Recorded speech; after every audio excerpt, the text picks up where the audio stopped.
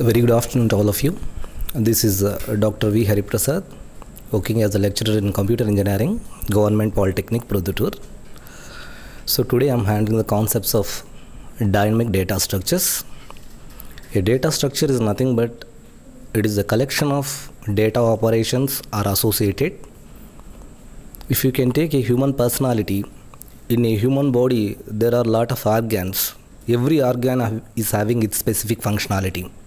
Even in the same way, if you can create a data structure, just like a human body, every organ having its functionality. In a data structure, each and every operation is having its own specific functionality.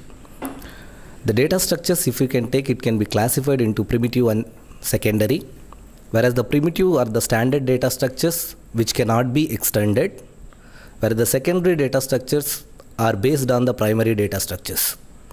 If it is still categorized into two ways, one is linear and the second one is a non-linear data structures. If you can go on for a linear data structure, it is classified into lists, arrays, linker list. So now we are going to take the concept of a dynamic data structure, the example of linked list. If you can come for a non-linear data structure, trees and graphs, the main difference between the linear and non-linear data structure is so many factors. One is accessibility, and the second one is a searching mechanism, and third one is a memory consumption. Suppose if you are taking in a linear data structure of an array, the array can contain collection of elements which can be stored in the consecutive memory locations, and the memory is predefined. If at all if you want to search an element, you have to start from the starting of an array until the end of the array you have to search it. So once the array is defined, the memory is predefined for it and which cannot be deleted. So memory wastage will be more in arrays. If you can come for, that is called a static allocation. If you can come for a dynamic one, the memory can be allocated and deallocated according to the user wish. If at all if he need it, he can allocate the memory. If at all he don't want, he can deallocate the memory. And the different programming languages are adopted this dynamic data structures concepts, like in high-level languages like C++ and Java, where how you are going to use this dynamic data structure. So in dynamic data structure, is sample concept I am going to take. It is a linked list. A linked list having the different variants. One is a single, second one is a circular, and third one is double. Single linked list means we may have the different nodes are connected with a unidirectional link. Circular linked list is nothing but the head and the trailer is connected both in a circular fashion. The double linked list is nothing but you can traverse the list from both the directions. If you can take in general train, it is an example of a single linked list where you may have every bogie can contain the people and link to the next bogie. Example, it is a simple example like a node. A linked list is a collection of nodes where each and every node can contain the data and address of the next node, that we may call in the form of even link. Just like a train bogie can contain the data and address for the next node. If you have that node address, so we can track the next node too. So if you can see the definition of a linked list, it is a collection of nodes. Node can contain data and address of the next node. Like the linked list can be created continuously by calling a self-referential way. Example, suppose if you can take a linked list, the collection of nodes you have to create. The very first node you have to create, that is called a head node. A train without engine, there is no meaning.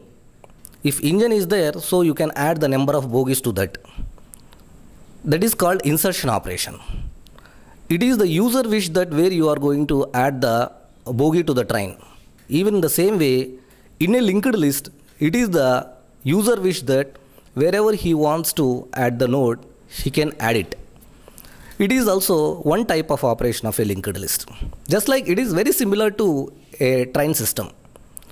AC bogies can be added in front, general bogies can be added at last, sleeper bogies can be added in the middle of sleeper and AC bogies.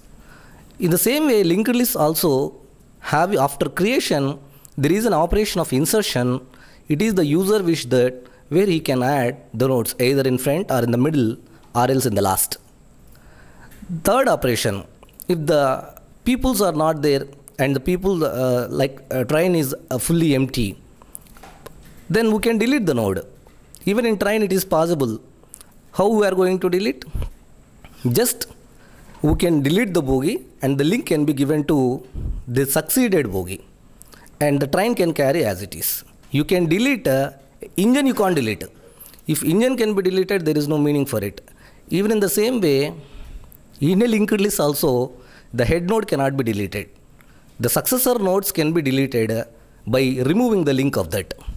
Like that, you can delete the nodes in a linked list, you can insert the nodes in a linked list, you can display the nodes in a linked list means just in a train we can count how many number of bogies including head node.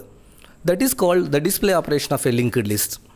Means we can display each and every bogie information. Even in the same way, the display of linked list means what the node can contains the data we are going to display. That is the third operation of a linked list. And the fourth operation is the length, means how many number of nodes are created in the linked list. And the next operation is a search. If at all, if you want to find out a particular bogie is in a train, it is very easy to catch by its number. In the same way, in a linked list also, you can track the nodes in a linked list. So these are all the different operations of a linked list: create, insert, delete, search, and display. The main advantage of it is you can delete the node and you can create the node. This operation can possible in the different languages in a different way. In a C language, it can possible with malloc and deletion possible by using free. Whereas in C++, you can do the same by using a new and free. In Java, there is no concept of linked list. It is supported in terms of an object classes. So the same concept can performed in Java in a some other way. If you can see this linked list, after creation of this linked list, so you can perform the different operations. And finally, I can conclude there are a lot of applications of the linked list in general. These linked lists can be useful where the dynamic updation is needed. If at all, if you want to create a dynamic timetable, it is not possible with arrays. You have to use linked list and dynamic updations you have to do. And the second thing, in mathematics, sparse matrix representation. And third one, polynomial equation generations. These are all the different applications of the linked list. Thanks.